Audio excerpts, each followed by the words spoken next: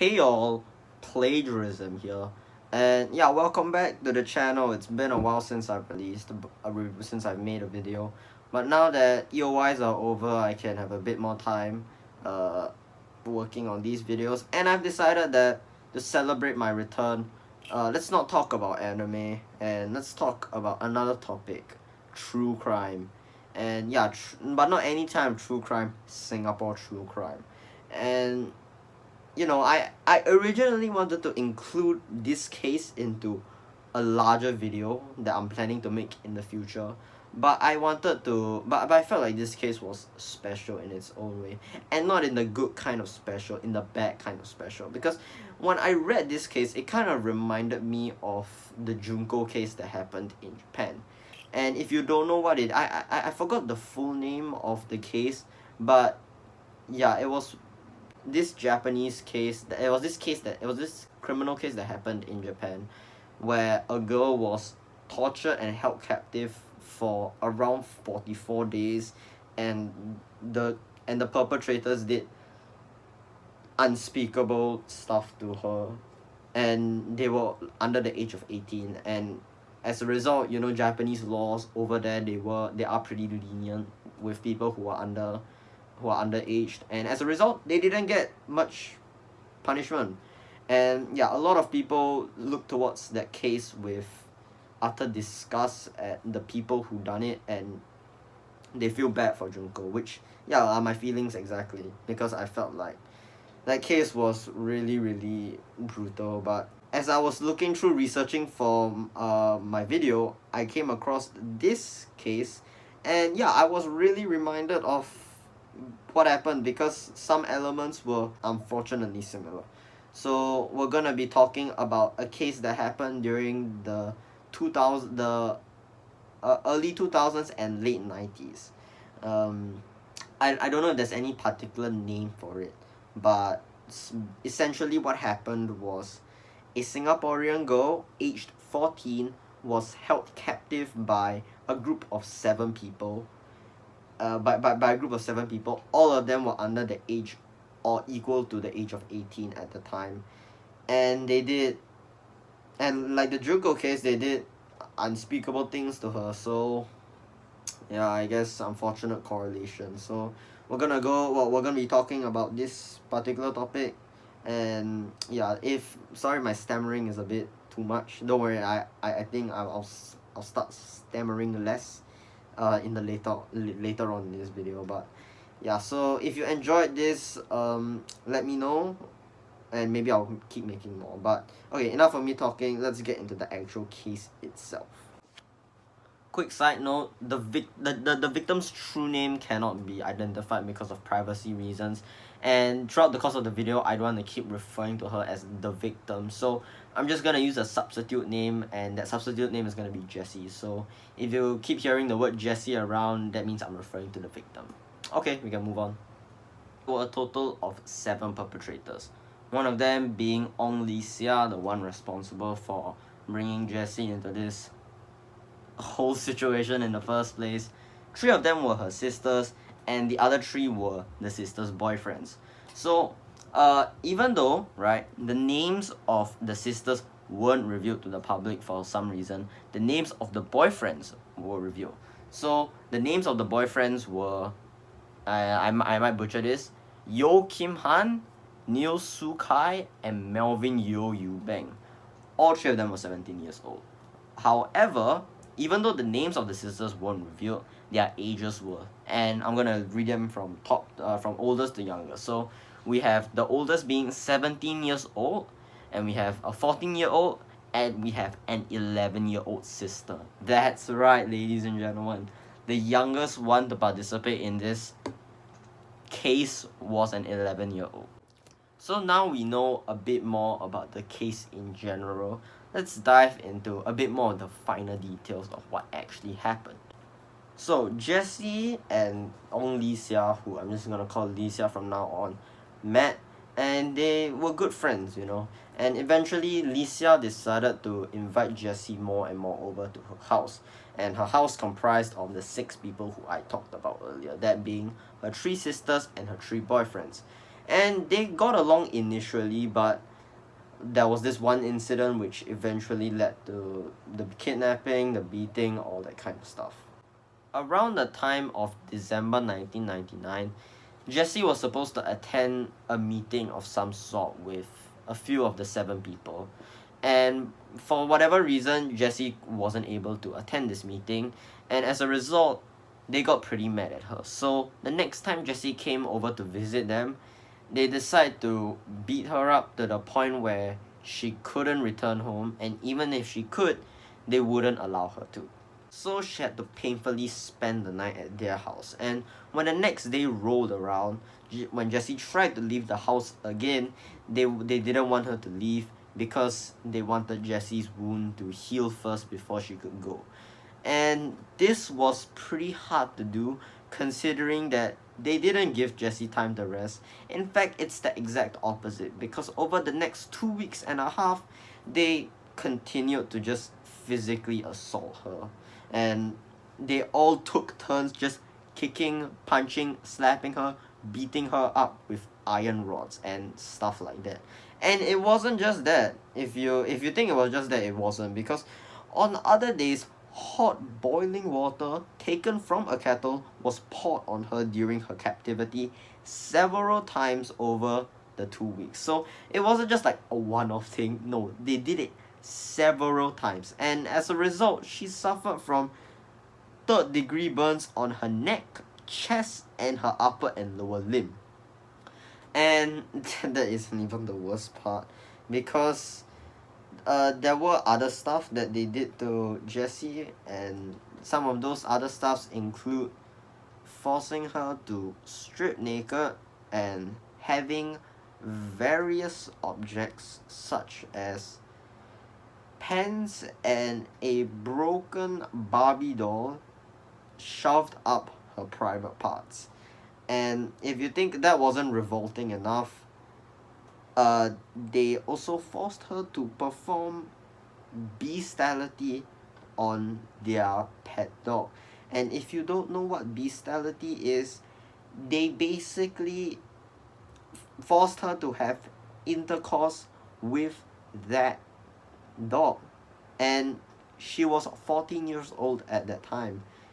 And when I read that, I physically recoiled from my seat, because okay, call me whatever you want, right? But if you read that sentence and you don't feel some sort of disgusted reaction, I don't know what to say, man. I really don't I don't want to interact with you.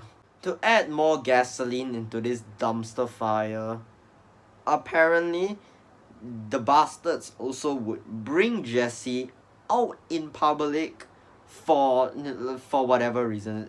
They just brought her along to community centers as they like bought stuff, like bought food, and Jessie was too scared to run away because I'm pretty sure one of them was a fast runner, and Jessie was afraid that if she failed, more punishments would be inflicted onto her.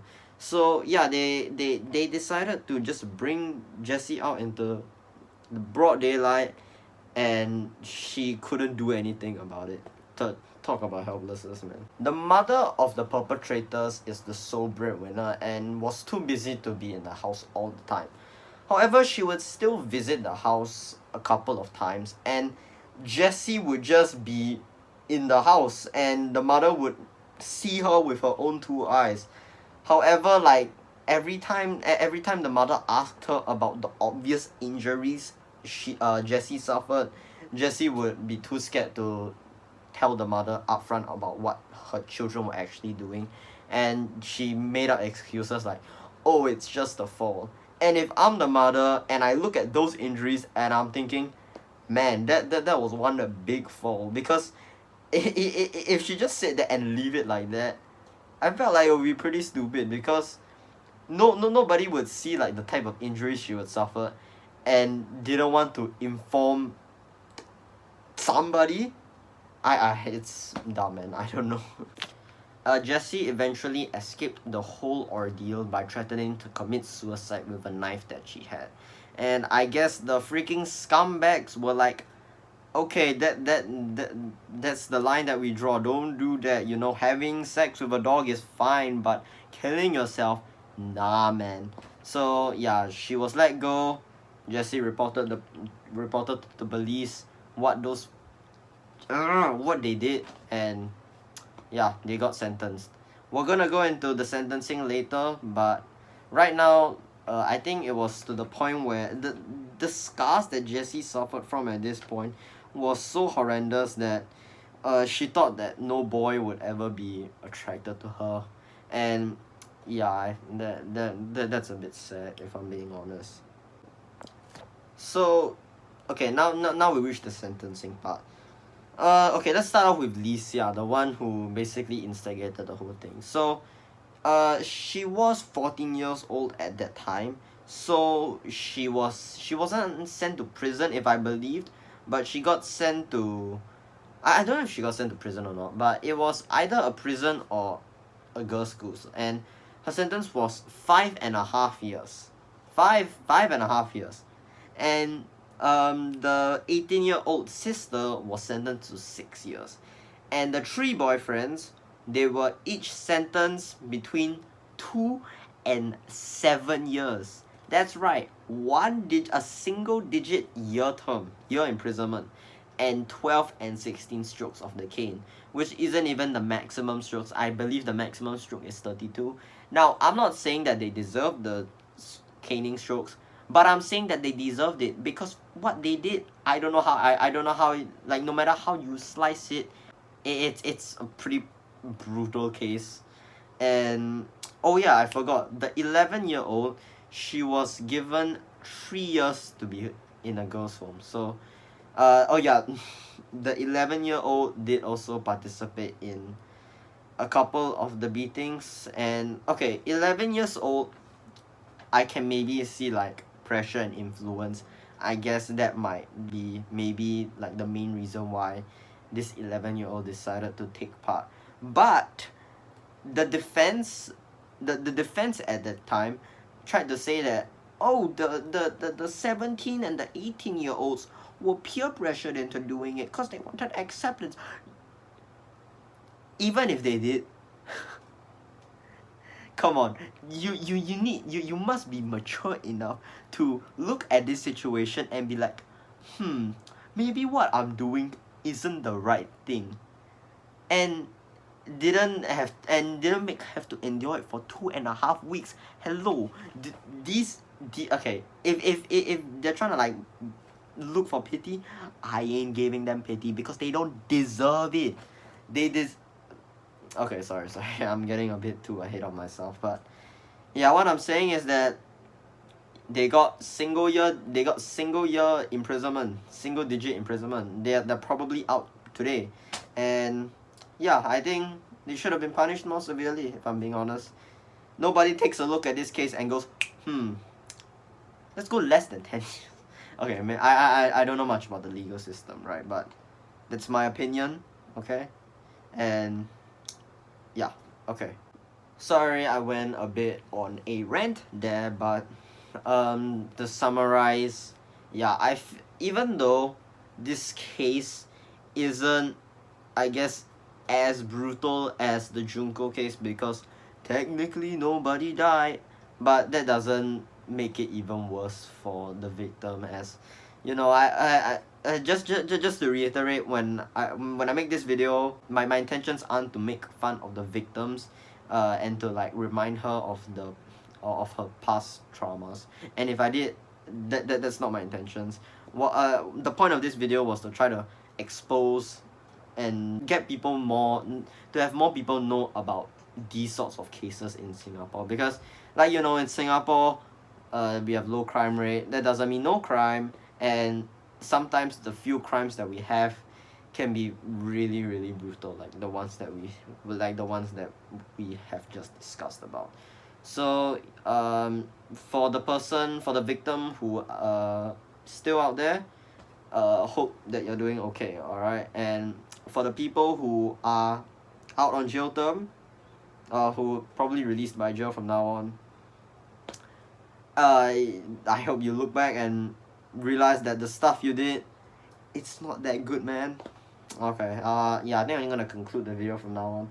Sorry if the background, if the audio itself is pretty like bad, like you can hear the background. I don't have a proper mic. I'm just recording it from my phone, and maybe I'm gonna get a proper mic. But yeah, right now, it's gonna be the first like crime related video I did on this channel, and I hope that I'm gonna do more. If you don't like the format of me just talking, sitting on my chair and just staring right at the camera, I'll try to I'll try to think of something if this video gets big, which I don't think it will, but hey, whatever, man. Alright, I think that's all. See ya, dudes. One last thing before the video ends. I just wanted to say that this sort of like format thing, I got it from a YouTuber called Wendy Goon, which is why I said in the intro like, hey y'all, plagiarism here. Cause yeah, Wendy Goon did it. Even though he didn't really invent this sort of like video taking format, I was just inspired by him to do this kind. Also, regarding the title and the thumbnail, this may be a bit complicated, right? But for the title, I do want to make like some sort of comparison between this case and Junko. But the thing is, I feel like if I were to do that, that would be a bit sort of disrespectful towards both parties involved. It's likewise with the thumbnail. I feel like if I use the thumbnail for if I use Junko for the thumbnail, I feel like that'd be pretty wrong. But the thing is, I'm gonna start making excuses, right? The thing is, for the thumbnail, for this particular case, the Singapore case, there hasn't been much that I can find from the internet, because from what I've known, right, there's only been 3 major websites that have talked about this case, apart from like newspapers. You have that Reddit post, you have a court document, I believe, and you have the Wikipedia article. And the Wikipedia article isn't even like the case itself, it's just like a list of major crimes that happened in Singapore, and that was listed underneath. So there's like a little source I can go off of, which is, I feel like I haven't made the thumbnail, nor I haven't think of the title yet, but I feel like I'm gonna have to use Junko's name and her face. And yeah, it makes me feel a bit not good. But I will say, if I can think of a better title, or if somebody finds me like pictures with the case itself, you can send it to me, and I'll change it. Like, it sounds like I'm making an excuse, right? But I just want this video to gain a bit traction, so that, you know, the case can be more exposed and stuff like that. So I'm sorry if the people involved here are like, don't like it anyway. If the victim or those involved like actually see this video and don't want it, and don't like any pictures or stuff like that, just tell me. I like message, I'll comment, I don't know, okay. But it's highly likely, because, you know, my videos suck. Self-deprecation. Okay, anyways, yeah, I think that's the end of the video. Thanks for watching. See ya.